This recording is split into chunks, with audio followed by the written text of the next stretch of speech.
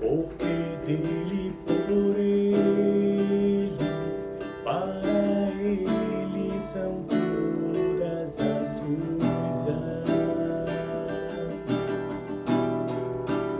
A ele a glória, a ele a glória, a ele a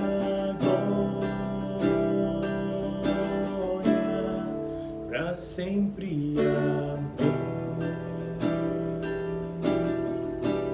Quão profundas riquezas o saber e conhecer de Deus,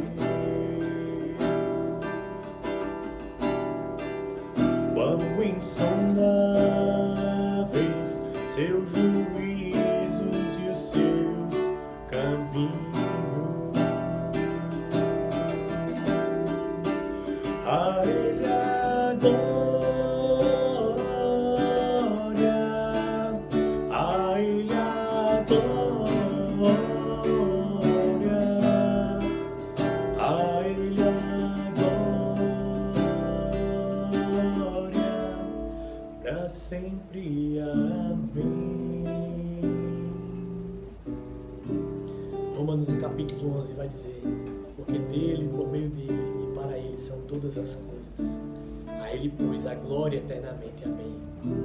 É tão somente por causa do Senhor que nós vivemos, nos movemos e existimos. Então, por isso, nós damos toda a glória a Ele. A Ele